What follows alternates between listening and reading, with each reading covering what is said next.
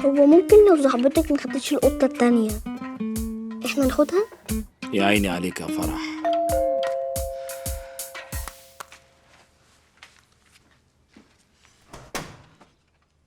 هاي حمزة، ثانية واحدة أجيب لك حاجة طارق من جوه. لا مش عايزه، خليهم لك. نعم؟ يعني إيه مش عايزه؟ يعني لا عايز ابص على حاجه طارق ولا عايز اعرف مين طارق ده اساسا. سلام. ثانية يا حمزة، ثانية يا عم، أنت في إيه؟ ثواني، فهمني في إيه؟ مش عايز افتكر انا. مش عايز تفتكر؟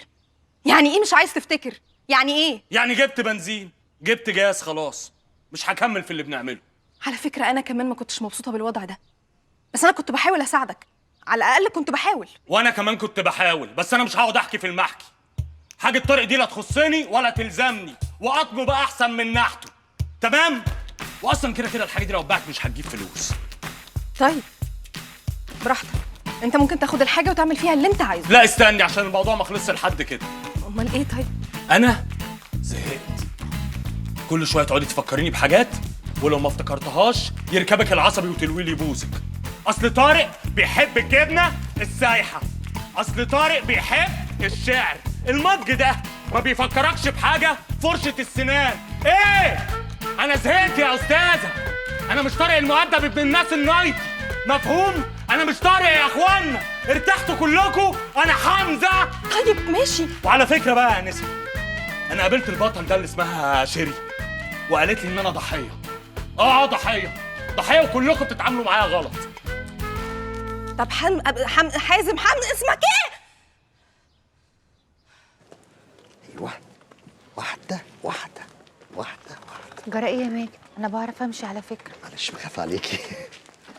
انا كان لازم اقعد في البيت احسن.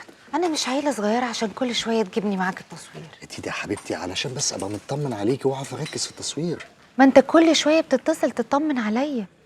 ده معلش، انا المره دي جايبك عشان خاطري انا مش عشانك انت، عشان بس ابقى مش حاسس بالذنب ان انا سايبك لوحدك وبصور. وبعدين مش انت دايما بتشجعيني ان انا اكمل المسلسل ده؟ عايزك بقى تشجعيني كده وتفضلي دايما قصادي علشان ابقى مركز كويس وامثل كويس وابقى دايما ماجد الالفي اللي كل الستات اللي كل الناس متعوده عليه يعني. اوكي حاضر، من عينيا. تعالي بقى اقعدي هنا. ايوه، بشوش. ايوه ايوه تمام. ماجد حبيبي، انا بمشي على فكره. سوري انا اسف. يلا يا جماعه، يلا علشان هنبدا. ماجد رجع يمثل بقوة، ملوش حجة، دلال قاعدة قدامه اهي ومطمن عليها وما عندوش أي إحساس بالذنب.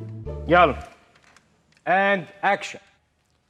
صحيح انت مش فاكر، لكن انا فاكره حبنا، وهفتكره لينا احنا الاتنين. فاكره وشك اللي كنت بقعد اسرح فيه بالساعات، فاكره ايديك اللي كانت ما بتسيبش ايديا لحظه، عينيك اللي دايما كانت بتبصلي بحب وحنان. انت صحيح مش فاكر، لكن انت موجود وهتفضل دايما موجود.